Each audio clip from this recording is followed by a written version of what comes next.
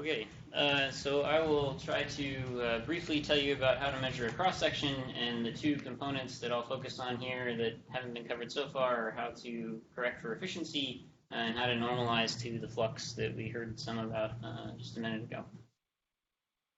So a couple of definitions. If you were at the talk a year ago, you'll see a lot of similarities here, but a few things have changed. So we want to measure a cross-section in units of barns. We need to know a couple of things. One is the number of events we detect in some final state, like producing an omega that decays to 3 pions, which is what I'll be looking at the cross-section for later. So we detect some number of events. We need to know how efficient our detector was in detecting those events, and we need to know the luminosity, or this is where the photon flux comes in, of the incident beam particles in inverse barns. And so this is the cross-sections are ways that we can validate our understanding of the detector, so we can measure this cross-section, compare it to some previous measurements like a class, and that gives us sort of a scale in our absolute efficiency normalization or flux normalization. And then we can look at how it depends on things like the beam energy, the T, the momentum transfer to the recoiling baryon, to understand things like the production mechanism for different kinds of meson productions. So we're interested in these things, and we'll see lots of examples of them, I think, on Wednesday at the collaboration meeting. But how do we actually measure this quantity sigma for the cross-section? So if we break this down a little bit further, N, again, is this number of events that we detected or measured of some final state. And we can separate this luminosity into two components. One is how thick or dense is your target, how many protons do you have to scatter off of, and another which is how many beam photons came in and hit that target of protons. We call that the untagged flux. So it's just the number of photons that ran into the target. Number of incident beam photons on our target. And the target thickness is something you can calculate if you know the density of hydrogen and how long the target is. And it's about 1.22 inverse barns for this case. So if we want to say we know the target thickness and we want to use this untagged flux, how do we get to that? Well, we're just talking about this pair spectrometer. So if you're unfamiliar with the GlueX setup, we have this electron coming in where it hits a radiator, either a diamond or amorphous, and we tag the electrons over here to measure the photon beam's energy. And the way we measure the spectrum of the photon beam's energy is through a device called the pair spectrometer up here, where the photon beam comes in, hits a thin piece of beryllium, and produces a pair, an electron-positron pair. And then we have a bunch of tagger counters up here where you can measure how much those electrons or positrons bend in the dipole magnetic field. And from that, you measure the incoming photon beam's energy.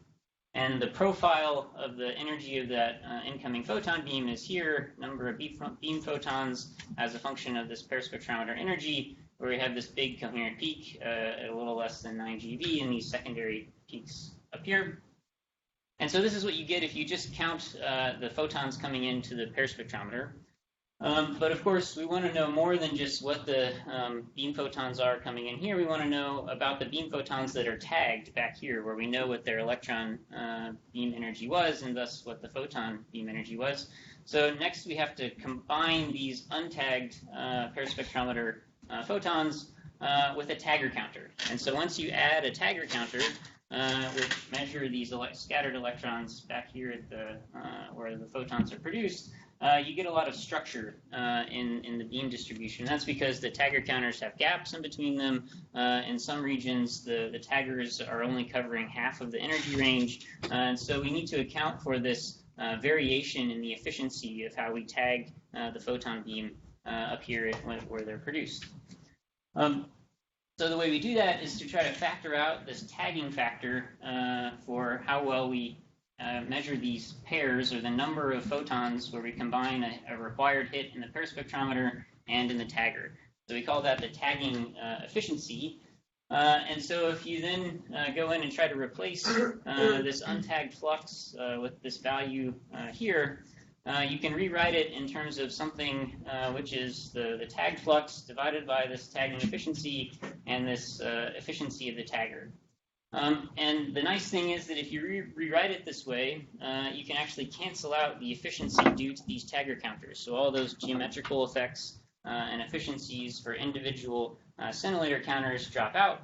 And so we can just measure something called the tag flux, which is the number of photons coming into the target that had a tagger counter matched to them.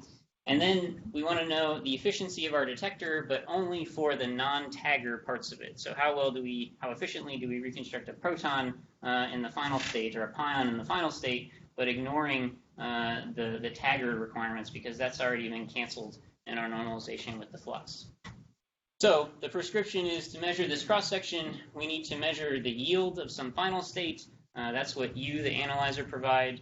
We need to measure the efficiency of the non-tagger detectors. That's what we'll talk about in this talk. And then you're assuming that someone else is providing for you this tag flux and the thickness of the target. And we'll come to that briefly also.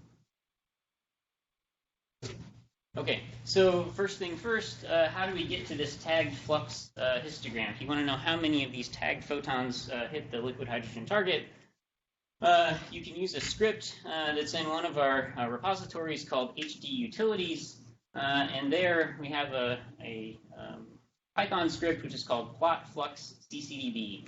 And this script, which is part of the regular GlueX software stack and is at the path shown here, if you provide it a run number, a range of run numbers from the beginning and end of some period, the number of bins that you want in your energy histogram for the photon flux, and a minimum and maximum beam energy, it will go look in the CCDB database where all of these fluxes are stored and fill up a histogram for you. And so that histogram is essentially what we looked at here, that it fills a number of beam photons where a tagger and a paraspectrometer counter were detected in coincidence as a function of beam energy. All right. So this is the script you can use and go get the information from the database. A little bit of information about what options you have to do that. You can specify the range of runs you're interested in. If you're interested in a particular polarization, like say you want to know how much flux is in the perp versus para orientation, you can specify that via this angle, and it will go look for only runs that have that orientation of the diamond. You can set the beam energy ranges, and if you have a specific query for specific runs, like you only want amorphous runs, or you only want some other specific RCDB run control database parameter, you can set those here. Okay, so that's how we get the photon flux, and that's just a histogram that comes in the denominator of our cross-section calculation. Second, we need to know how to measure this efficiency. So the efficiency, sort of crudely defined, is the number of events we observe in our detector divided by the number that we generate. And here I put in this x variable sort of all the possible kinematic variables you might want to measure a cross-section with respect to. So the idea is that this ratio corrects for the events that we don't observe due to some reconstruction efficiency, some geometric acceptance. Our event selection cuts that throw away events means we all lose things in this observed numerator, and the generated is the number of events versus some variable in the denominator. So we typically will determine this from some signal Monte Carlo, where you can study the dependence of this efficiency as a function of lots of different variables like beam energy or T and other things. So a couple of caveats that I won't go much more into. This assumes that GEANT4, our smearing that Thomas just talked about, reproduce the efficiency as the actual detector in real data. So they tell us something about this Monte Carlo that we have for our signal channels really describe the experimental data. This is something we're actively working to validate, and so we're going to hear about that more on the workshop on Thursday. But for today's purposes, we're going to assume that this is true, that the efficiency we get from our Monte Carlo samples can be used to account for acceptance in our cross-sections. All right, so if we want to calculate the denominator of this efficiency, we said the efficiency we need in the cross-section calculation is not the total detection efficiency, but the one where we've already removed the tagger counters from the inefficiencies of our detector. And so we need to be specific about what we mean by this efficiency that goes into our cross-section calculation. And to do this, we can use a particular plugin, which is called MC Thrown Tree. And what this does is it goes through the Monte Carlo events that are in your file that you generated, and it keeps only the ones that had a tagger counter that was hit. And if you have the beam photon that produced that signal event that had a hit in the tagger counter, then you can use it in this efficiency for the non-tagged requirement efficiency. So essentially, we're wanting to ignore the efficiency of the tagger in this calculation. So this should be a standard part of any one that's analyzing simulated data, and it's actually already done as part of the MC wrapper box that Thomas was talking about. You get a file in your output from MC wrapper, which is called tree or thrown_tree, and in it has this tree that has events that only have a good tagged photon associated with the generated event. And this can also be used as input to amp tools for phase-space Monte Carlo that we might hear about in the next talk. All right, so you get this tree that has only events that have a good tagger counter associated with them. The output is a root tree that only has thrown particle information in it. And this is something that comes, as I said, from MC Wrapperbot. And it turns out that the deselector you have that analyzes your data that has the reconstructed events in it is not appropriate for analyzing this one that has just the thrown particles. But this tool called Make Deselector that Benny talked about can also be run on these thrown trees. And so if you run the same Make Deselector command over one of these thrown trees that only has thrown particle information in it with a particular name for the file that you want it to produce, it'll make a new deselector that only looks at the thrown information instead of looking at the reconstructed events. And using the same kind of a process function that Benny described for looking at the reconstructed data, you can process this thrown tree with the thrown version of the deselector, and it will fill histograms of just the generated particle information. So not looking at the reconstructed tracks or showers at all. So we haven't changed anything. We can just make it and then process it, right? Well, it will loop over it automatically, but it won't fill any histograms for you unless you put them in there. So this step will make an empty deselector that will allow you to process the events. And then if you want to look at efficiency as a function of beam energy, you would add a histogram that would fill the beam energy for all the generated events. I didn't notice that yet, because I was a little testing around, toying around, yeah. There's one thing that I was wondering is what, I don't think we have the thrown quantities in the Monte Carlo are not handed over to the reconstructed tree. They are. Correct? They are? Yeah, all the thrown quantities are in the... So the reconstructed Monte Carlo tree also should have the thrown quantities available? Yes. Okay, now I just haven't seen that. But not all of them, right? I mean, so I find that when I run this, like say I throw 100,000 events, in the tree thrown, I might only have like 30,000 given for whatever reason. But if I look at just the this tree thrown thing that I would run my deselector on, I would have all 100,000 there. Well, right. So MC Thrown Tree contains every generated event that had a good tagged photon associated with that generated event. So if you generated an event that was in an energy where there was not a tagger counter, they would not appear in this tree. Okay. However, you're right that in the reconstructed events, only the thrown particles are there for events that pass the reconstruction stage. So if you generated 100,000 events, you'll only have the truth information about the ones that were reconstructed in your reconstructed tree. But is that output? So the reconstructed thrown output is that in the tree that you end up analyzing, or is it in that one that has all the finished histograms? Because I noticed that the thrown samples come out in the finished histograms. The thrown information for the reconstructed events are in the tree that your deselector analyzes. Right. Yeah. And then you can fill histograms based on that. Okay, so if we run this and we fill a histogram inside of this deselector for our thrown events, we can fill just generated information for different distributions, and that's effectively the denominator of our efficiency calculation. The other thing we need is the numerator of the efficiency, which is the number of events we observed.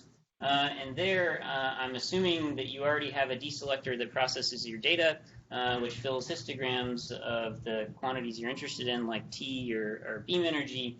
And so by construction, this already includes the requirement that there's a tagged beam photon there. And so that cancels with the assumption of a tagged beam photon in the denominator. Of course, you have to subtract backgrounds and tag accidentals and all that in the same way you would with data for this number of observed events.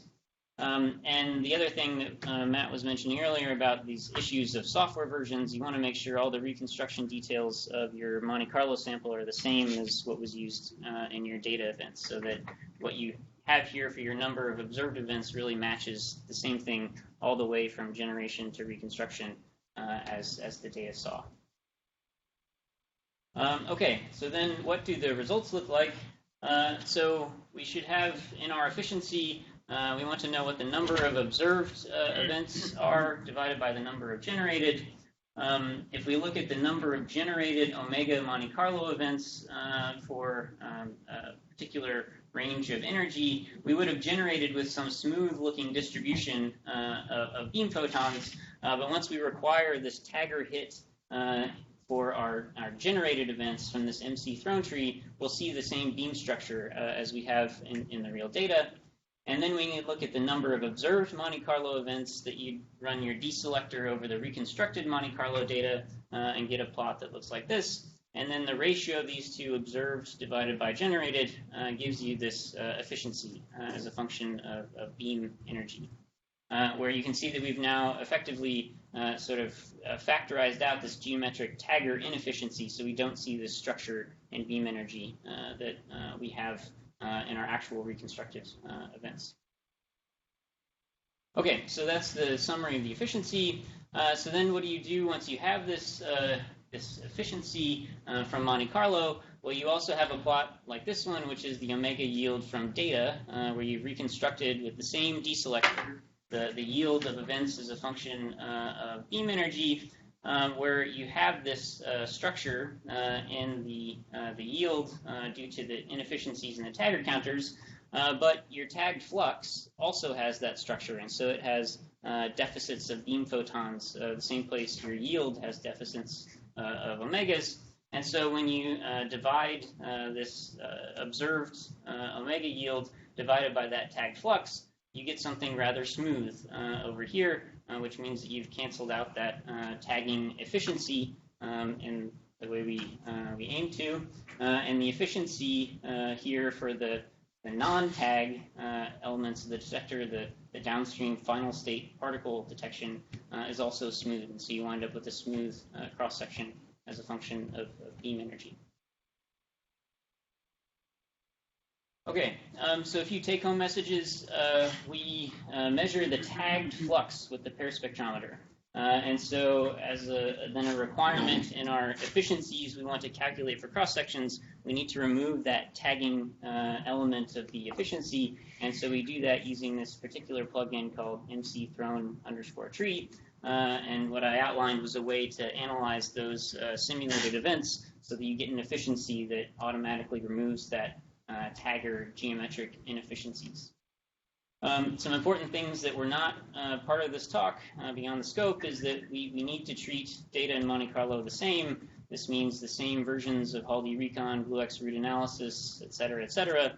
And these are some of the things that are kind of under active development to make sure we use the same versions of analysis software in both the data and the Monte Carlo processing. And the other thing we've assumed is that the Monte Carlo reproduces the real detector efficiencies. And I'd point out here, again, this workshop on Thursday, we'll talk about data Monte Carlo comparisons, but Also that there's, I think, plenty of still open service tasks that if people are looking for something to help with, places that you could join in to help improve this agreement between Data and Monte Carlo, so we can trust these efficiencies we get from simulation.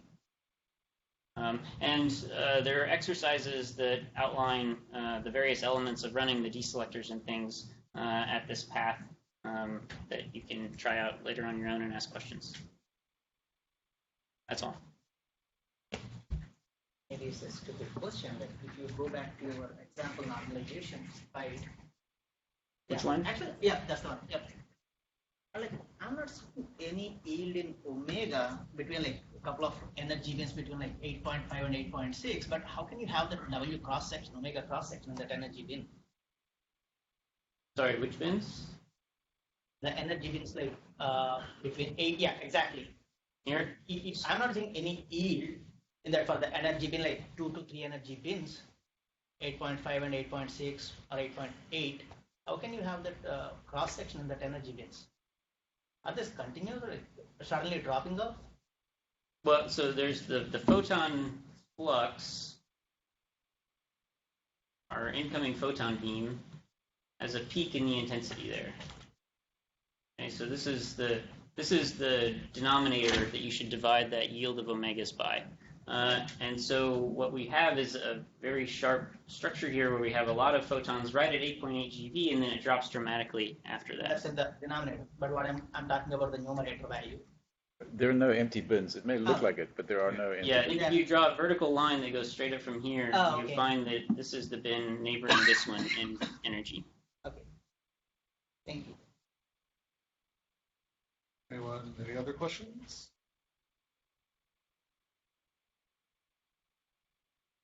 Okay. Thanks, Justin. So I guess we have one more talk today.